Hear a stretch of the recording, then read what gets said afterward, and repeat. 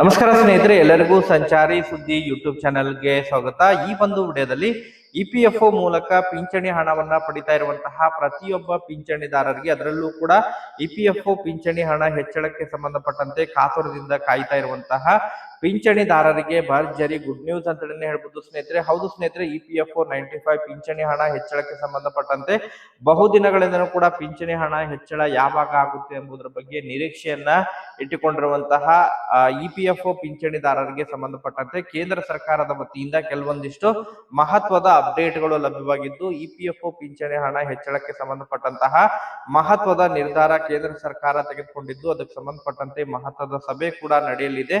So ಹಾಗಾದ್ರೆ ಏನೆಲ್ಲ ಅಪ್ಡೇಟ್ಗಳಿದಾವೆ, EPFO ಮೂಲಕ ಪಿಂಚಣಿ ಹಣ ಹೆಚ್ಚಳಕ್ಕೆ ಸಂಬಂಧಪಟ್ಟಂತೆ ಕಾಯ್ತಾ ಇರೋರಿಗೆ ಗುಡ್ ನ್ಯೂಸ್ ಅಂತಲೇ ಹೇಳ್ಬೋದು. ಅದರ ಜೊತೆಗೆ ಪಿಎಫ್ ಹಣವನ್ನ ಕಟ್ತಾ ಇರುವಂತಹ ಪಿಎಫ್ ಗ್ರಾಹಕರಿಗೆ ಸಂಬಂಧಪಟ್ಟಂತೆ ಪಿಎಫ್ ಇಲಾಖೆ ವತಿಯಿಂದ ಕೆಲವೊಂದಿಷ್ಟು ಮಹತ್ವದ ಬದಲಾವಣೆಯನ್ನ ಮಾಡಿದ್ದು, ಏನೆಲ್ಲ ಹೊಸ ಅಪ್ಡೇಟ್ ಗಳನ್ನ ಮಾಡಿದರೆ ಪಿಎಫ್ ಗ್ರಾಹಕರಿಗೆ, ಅದರ ಬಗ್ಗೆನೂ ಕೂಡ ತಮಗೆ ಮಾಹಿತಿಯನ್ನ ಈ ಒಂದು ವಿಡಿಯೋದ ಮೂಲಕ ಇನ್ಫಾರ್ಮೇಶನ್ ಅನ್ನ ಹಂಚ್ಕೊಳ್ತಾ ಹೋಗ್ತೀನಿ ಸ್ನೇಹಿತರೆ. ವಿಡಿಯೋ ಕೂಡ ತಮಗೆ ಸಹಾಯ ಆಗಲಿದೆ. ಪ್ರತಿಯೊಬ್ರು ಕೂಡ ತಾವು ವಿಡಿಯೋನ ಕಂಪ್ಲೀಟ್ ಆಗಿ ವಾಚ್ ಮಾಡಿ, ಯಾರು ಕೂಡ ವಿಡಿಯೋನ ಮಧ್ಯದಲ್ಲಿ ಸ್ಕಿಪ್ ಮಾಡ್ಲಿಕ್ಕೆ ಹೋಗ್ಬಿಡ್ರಿ.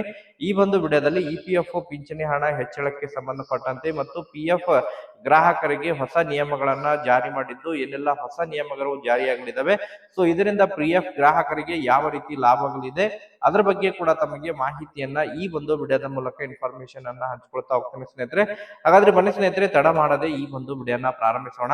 ಹೌದು ಸ್ನೇಹಿತರೆ, ಈಗಾಗಲೇ ಬಹಳ ಪ್ರಮುಖವಾಗಿ ಎಂಪ್ಲಾಯ್ಮೆಂಟ್ ಪ್ರಾವಿಡೆಂಟ್ ಫಂಡ್ ಆರ್ಗನೈಸೇಷನ್ ಮೂಲಕ ಇಪಿಎಫ್ಒ ಪಿಂಚಣಿ ಹಣವನ್ನ ಈಗಾಗಲೇ ದೇಶಾದ್ಯಂತ ಪಡಿತಾ ಇದ್ದಾರೆ.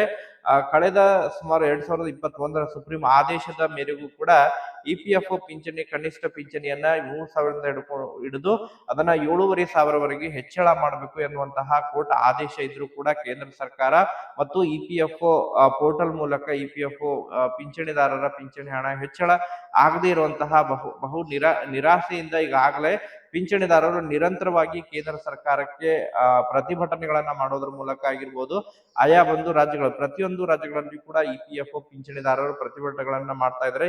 ಇವನ್ ಕರ್ನಾಟಕದಲ್ಲೂ ಕೂಡ ಇಪಿಎಫ್ಒ ಪಿಂಚಣಿದಾರರು ನಿರಂತರವಾಗಿ ತಮ್ಮ ಒಂದು ಹೋರಾಟವನ್ನ ಮುಂದುವರಿಸಿದರೆ ಸ್ನೇಹಿತರೆ. ಈ ಹಿಂದೆನೂ ಕೂಡ ಪಿಂಚಣಿ ಹಣವನ್ನ ಹೆಚ್ಚಳ ಮಾಡಲಾಗುವುದು ಮತ್ತು ಕಳೆದ ಬಜೆಟ್ ನಲ್ಲಿ ಕೂಡ ಅದನ್ನ ಘೋಷಣೆಯನ್ನ ಮಾಡಲಾಗುವುದು ಎಂಬುವಂತಹ ಭರವಸೆಯನ್ನ ಕೂಡ ಕೊಟ್ಟಿದ್ರು ಕೂಡ ಇನ್ನೂ ಕೂಡ ಅದ್ರ ಬಗ್ಗೆ ಯಾವುದೇ ರೀತಿಯಾದಂತಹ ಅಪ್ಡೇಟ್ ಅನ್ನ ನೀಡಿದಿಲ್ಲ.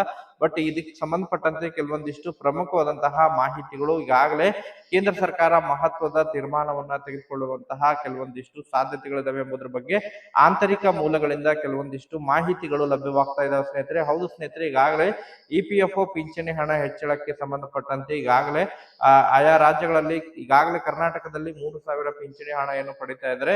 ಸೊ ಈ ಒಂದು ಪಿಂಚಣಿ ಹಣವನ್ನ ಹೆಚ್ಚಳ ಮಾಡಿ 7,500 ಪಿಂಚಣಿ ಹಣವನ್ನ ನೀಡಬೇಕು ಎನ್ನುವಂತಹ ಒತ್ತಾಯ ಏನಿತ್ತು, ಅದಕ್ಕೆ ಸಂಬಂಧಪಟ್ಟಂತೆ ಕೆಲವೊಂದಿಷ್ಟು ಸಭೆಯನ್ನ ಮಾಡೋದ್ರ ಮೂಲಕ ಫೈನಾನ್ಸ್ ಡಿಪಾರ್ಟ್ಮೆಂಟ್ ಆಗಿರ್ಬೋದು ಮತ್ತು ಇಪಿಎಫ್ಒ ಇಲಾಖೆಯ ಅಧಿಕಾರಿಗಳ ಜೊತೆಗೆ ಮಹತ್ವದ ಸಭೆ ಕೂಡ ನಡೆಯಲಿದೆ ಎಂಬುದರ ಬಗ್ಗೆ ಮಾಹಿತಿಗಳು ಕೇಳಿಬರ್ತಾ ಇದ್ದಾವೆ.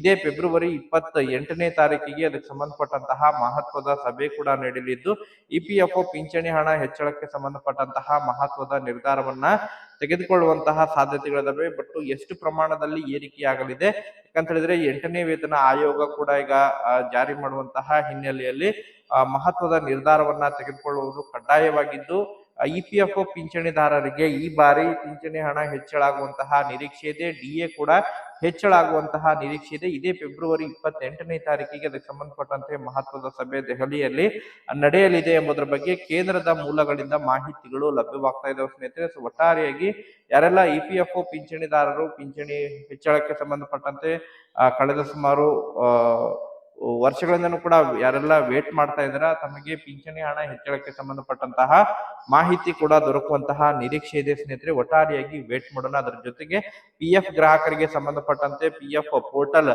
ಡಿಜಿಟಲ್ ಪೋರ್ಟಲ್ ಕೂಡ ಈಗಾಗಲೇ ತೆರೆದಿದ್ದು, ಡಿಜಿಟಲ್ ಪೋರ್ಟಲ್ ಆಗಿರ್ಬೋದು, ಡಿಜಿಟಲ್ ಪಿಎಫ್ ಎಟಿಎಂ ಕಾರ್ಡ್ ರೂಪದಲ್ಲಿ ಮಾಡಲಾಗಿದ್ದು, ತಾವು ನಿರಂತರವಾಗಿ ಪಿಎಫ್ ಹಣಕ್ಕೆ ಸಂಬಂಧಪಟ್ಟಂತಹ ನಿರಂತರ ಮಾಹಿತಿಯನ್ನು ಮತ್ತು ಪಿಎಫ್ ಪೋರ್ಟಲ್ಗೆ ಸಂಬಂಧಪಟ್ಟಂತಹ ದೂರುಗಳನ್ನ ತಾವು ಸಲ್ಲಿಸಲಿಕ್ಕೆ ಇನ್ನು ಮುಂದೆ ಆನ್ಲೈನ್ ಮೂಲಕನೇ ದೂರುಗಳನ್ನ ಸಲ್ಲಿಸಬಹುದು ಮತ್ತು ದೂರಕ್ಕೆ ಸಂಬಂಧಪಟ್ಟಂತೆ ಪ್ರಕ್ರಿಯೆ ವಿಳಂಬ ಆಗಿರ್ಬೋದು, ಅದಕ್ಕೆ ಸಂಬಂಧಪಟ್ಟಂತಹ ಎಲ್ಲ ಅಪ್ಡೇಟ್ ಗಳನ್ನ ತಾವು ಮೊಬೈಲ್ ನಲ್ಲೇ ಕೂಡ ಪಡ್ಕೋಬಹುದಾಗಿದೆ ಸ್ನೇಹಿತರೆ.